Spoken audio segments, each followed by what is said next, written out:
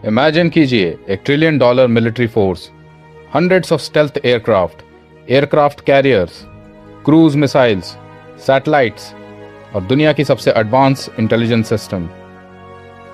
अब इमेजिन कीजिए ये मिलिट्री किसी कंट्री पर अटैक करती है, पहले दिन ही कमांड सेंटर्स डिस्ट्रॉय कर दिए जाते हैं, कम्युनिकेशन नेटवर्क्स जैम कर दिए जाते हैं, एयर डिफेंसेस नॉकआउट कर दी जाती है और कैपिटल सिटी इफेक्टिवली आइसोलेट हो जाती है। हर कन्वेंशनल मिलिट्री एक्सपर्ट कहेगा वॉर खत्म, लड़ाई जीत ली गई। लेकिन फिर कुछ अजीब होता है। मिसाइल्स लॉन्च होने लगती है, ड्रोन्स आसमान में दिखने लगते हैं, सप्लाई कॉन्वॉयज पर अटैक शुरू हो जाते हैं और रेजिस्टेंस कम होने के बजाय और ज़्यादा डेंजरस हो जाता है। इन्वेडिंग फोर्स को रियलाइज होता है उन्होंने डिफेंस सिस्टम को डिस्ट्रॉय नहीं किया, उन्होंने उसे एक्टिवेट कर दिया है। यह साइंस फिक्शन नहीं है, यह है ईरान की मोज़ैक डिफेंस स्ट्रैटेजी। और सबसे इंटरेस्टिंग बात, यह स्ट्रैटेजी ईरान ने इसलिए डेवलप नहीं की क्योंकि वो स्ट्रांग था, यह स्ट्रैटेजी डेवलप हुई क्योंकि ईरान कंपैरेटिवली वीक था और उसने अपनी वीकनेस को ही वेपन बना दिया। The war that changed everything. Iran की स्टोरी समझने के लिए हमें 1980s में जाना पड़ेगा। ईरान इराक वॉर, 8 साल तक चलने वाला एक ब्रूटल कॉन्फ्लिक्ट। इस वॉर ने ईरान को बहुत पेनफुल लेसन्स दिए। ईरान ने देखा कि कन्वेंशनल वॉरफेयर कितनी एक्सपेंसिव होती है।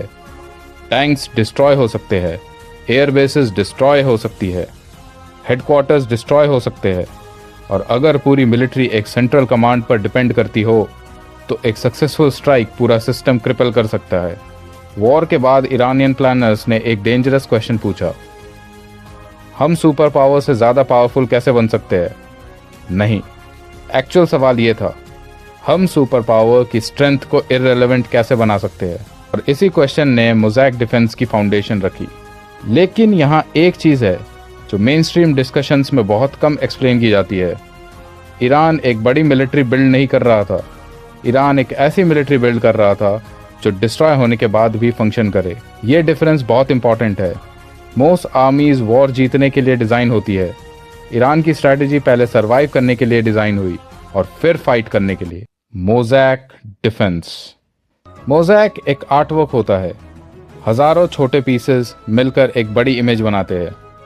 हर पीस इंडिविजुअली छोटा होता है लेकिन सारे पीसेस मिलकर एक कंप्लीट स्ट्रक्चर क्रिएट करते हैं।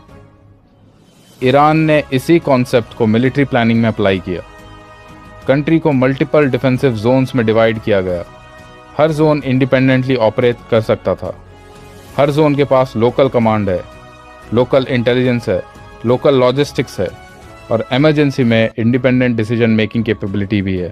ट्रेडिशनल मिलिट्री स्ट्रक्चर पिरामिड की तरह होता है, ऑर्डर्स ऊपर से नीचे आते हैं। अगर टॉप लेयर डिस्ट्रॉय हो जाए तो पूरा स्ट्रक्चर इम्पैक्ट होता है। ईरान ने पिरामिड की जगह स्पाइडर वेब मॉडल चूज किया। आप वेब का एक हिस्सा डैमेज कर सकते हो लेकिन पूरा वेब कोलैप्स नहीं होगा। यही मोज़ैक डिफेंस का कोर आइडिया है, the 31 pieces of the puzzle. अब यहाँ आता है एक मैप जिसके बारे में बहुत कम लोग बात करते हैं। ईरान की डिफेंस स्ट्रक्चर प्रोविंशियल लेवल पर डिसेंट्रलाइज हुई। हर रीजन को अपनी डिफेंसिव रिस्पॉन्सिबिलिटी दी गई और यहाँ ज्योग्राफी गेम चेंज करती है। ईरान सिर्फ डेजर्ट नहीं है, ईरान में मैसिव माउंटेन रेंजेस है, डीप वैलीज है, रिमोट टेरेन है, नेचुरल चोक पॉइंट्स है, अंडरग्राउंड फैसिलिटीज़ है। अगर कोई invading force major cities capture भी कर ले तो पूरे कंट्री को कंट्रोल करना कंप्लीटली डिफरेंट चैलेंज बन जाता है। और यही जगह है जहां लोग गलती करते हैं। मोस्ट पीपल सोचते हैं मोज़ैक डिफेंस का ऑब्जेक्टिव बैटल्स जीतना है। रियलिटी नहीं, ऑब्जेक्टिव है एनिमी की विक्ट्री को इतना एक्सपेंसिव बना देना कि वो विक्ट्री प्रैक्टिकल ही ना रहे। The IRGC factor. अब बात करते हैं IRGC की, Islamic revolutionary guard core, Iran के सिक्योरिटी आर्किटेक्चर का एक central pillar.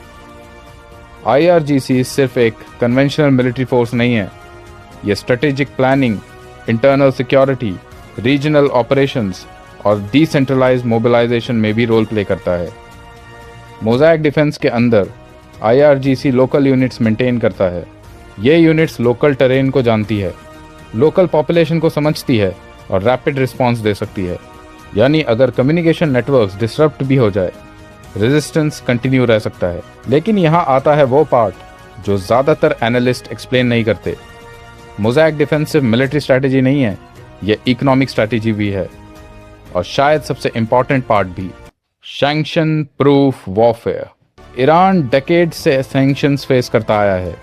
Foreign military equipment खरीदना मुश्किल, एडवांस टेक्नोलॉजी इंपोर्ट करना मुश्किल, फाइनेंशियल रेस्ट्रिक्शंस अलग। ईरान जानता था कि वो अमेरिका या वेस्टर्न कंट्रीज के साथ स्पेंडिंग रेस नहीं जीत सकता, तो उसने गेम ही चेंज कर दी। Instead of matching expensive systems, Iran ने फोकस किया एक्सपेंसिव रिस्पॉन्सेस क्रिएट करने पर। यानी आप कम पैसा खर्च करो लेकिन एनिमी को ज़्यादा पैसा खर्च करने पर मजबूर करो। इसी फिलॉसफी को कॉस्ट एसिमेट्री कहते हैं, और ये मोज़ैक डिफेंस का हिडन इंजन है। Missiles and drones. अब आते हैं टेक्नोलॉजी पर, क्योंकि यहाँ से स्टोरी और इंटरेस्टिंग हो जाती है। मोस्ट कंट्रीज मिलिट्री पावर को फाइटर जेट्स और एयरक्राफ्ट कैरियर से मेजर करते हैं।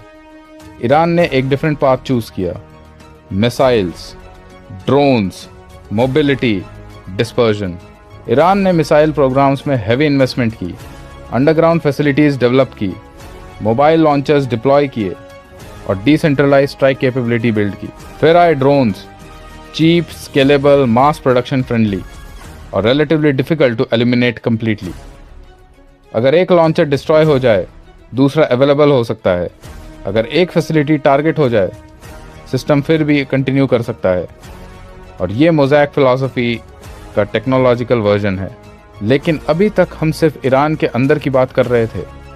अब स्टोरी बॉर्डर्स के बाहर जाती है, और यही पार्ट मिलिट्री प्लानर्स को सबसे ज़्यादा इंटरेस्टिंग लगता है। Strategic depth. मिलिट्री एनालिस्ट अक्सर एक टर्म यूज़ करते हैं, स्ट्रेटेजिक डेप्थ। आइडिया सिंपल है, सिक्योरिटी सिर्फ बॉर्डर पर स्टार्ट नहीं होती, कभी कभी सिक्योरिटी की प्लानिंग बॉर्डर के बाहर भी की जाती है।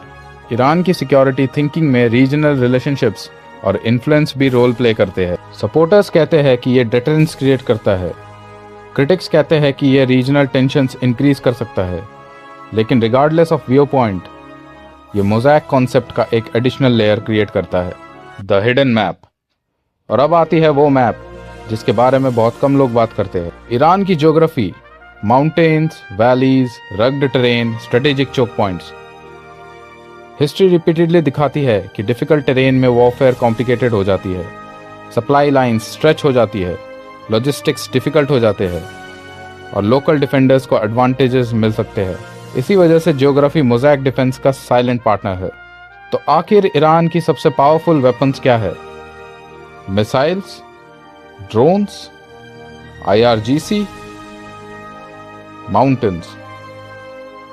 शायद नहीं। ईरान का सबसे पावरफुल वेपन है अनसर्टेनिटी। एक ऐसी स्ट्रैटेजी जो एनिमी को यह गारंटी नहीं देती कि विक्ट्री इजी होगी। एक ऐसी स्ट्रैटेजी जो कॉस्ट को ड्रामेटिकली इंक्रीज करने की कोशिश करती है। एक ऐसी स्ट्रैटेजी जो मिलिट्री पावर को सिर्फ हार्डवेयर से डिफाइन नहीं करती, क्योंकि मॉडर्न वॉरफेयर में कभी कभी ऑब्जेक्टिव एनिमी को हराना नहीं होता। ऑब्जेक्टिव होता है अटैक को इतना कॉस्टली बना देना कि कोई अटैक करना ही ना चाहे। और यही है ईरान की मोज़ैक डिफेंस स्ट्रैटेजी का कोर लॉजिक। आपका क्या मानना है? फ्यूचर वॉर्स ट्रेडिशनल आर्मीज जीतेंगी या डिसेंट्रलाइज्ड डिफेंस नेटवर्क्स? कमेंट्स में ज़रूर बताएं। वीडियो पसंद आई हो तो लाइक करें, शेयर करें और चैनल को सब्सक्राइब करना ना भूलें। मिलते हैं नेक्स्ट जियोपॉलिटिकल डीप डाइव में।